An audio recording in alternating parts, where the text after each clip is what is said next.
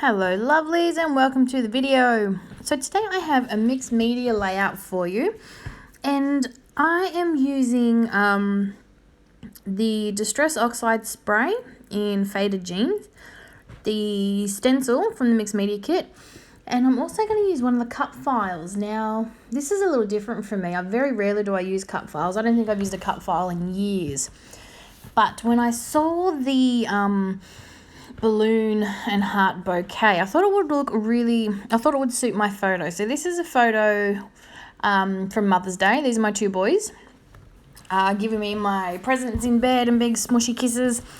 So I turned it black and white, and then I decided to mount it onto a mixed media background.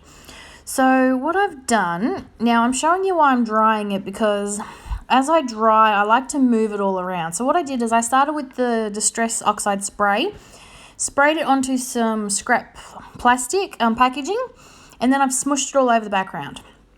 And then I added water to help it bleed a bit, and then while I was heating it, I've moved it around because that's giving me different textures and different layers of coloured ink. And I really like that. Now this is something a little different. I've sprayed some more distress spray onto some plastic, and I'm using a makeup sponge to dab that to give me another layer of colour. Now this is the same colour, but you can still see it through on top of these layers. It actually looks like a different colour. I thought it was quite cool.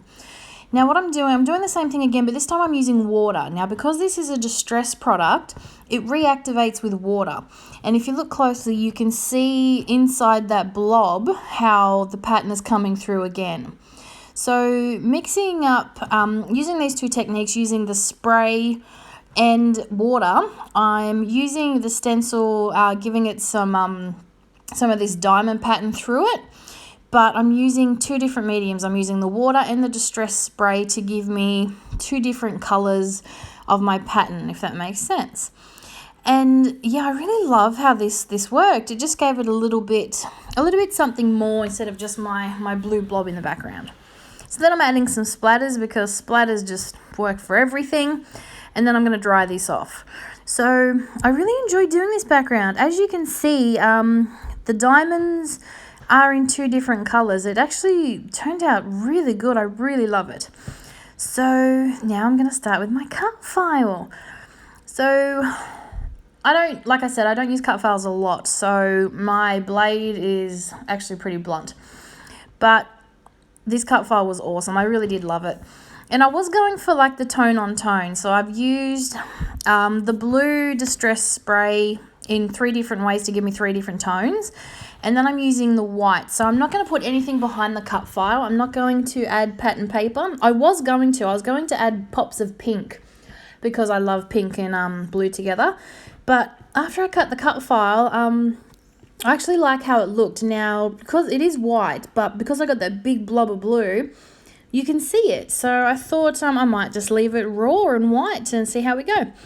And then I wanted to use the doily, because I did want to make this sort of a little, I just like the doily. Doilies remind me of Mother's Day and girly things. Don't ask me why, they just do.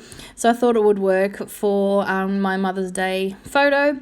And also I wanted to add something behind my photo, but I didn't want to bring in any more colour. I'd settled on, I was going to layer some pink behind it, like I said, but in the end I settled on the doily, because I just liked it. When I do my cluster is when I'm going to add my colour in, so you'll see that in a minute. So I've just matted it on some white cardstock, and then I've just plonked the doily behind it just to give it a bit of frilliness up the top and bottom. And then I'm gluing down my cut file, and what I'm going to do is I'm going to put the photo round in the middle so you can still see my cut file, but so it is sort of centered. Now, like I said, my blade isn't the best, so down the bottom it didn't cut very well, especially around the bouquet, the ribbon part. And that's why I decided to put a cluster there, honestly, to cover up the hatchet job that my blade had done. But not only that, I like adding a little cluster. It needed something more. So I'm just going through the bits and pieces, the ephemera that we got. And I end up pulling out a few things that I like. So I get this heart, obviously. and I decided to go with the copper. I found a label that I liked, and then there was this big floral piece, and it said something about growing up, or I can't remember off the top of my head. And I thought this would make a good little piece to start my cluster. So I've got this.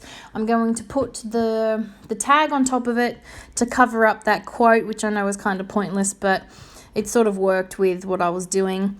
And then to bring in some of that pink, I've found some flowers, some little floral pieces that I really liked, and I'm tucking them behind what I'm using as my cluster. And I am adding some dimensional foam because I don't like to always stick things straight down. I like to add some dimension, especially if I've got bits and pieces, like more than one part to a cluster. Does that make sense? So I'm adding some dimension behind my bigger piece, and then I've tucked my flowers behind it. And I really do love the effect that that has given it. So I've got some dimension to my layout. I've got a really nice cluster down in my bottom corner. And yeah, so I'm just adding my title. I do end up just using my journaling as my title. Sometimes I like to do that. I think less is more in this instance, where I want my photo to be the main star without a big title. And so that's it for my page. So I hope you have enjoyed this video, and I'll be back real soon. Bye for now.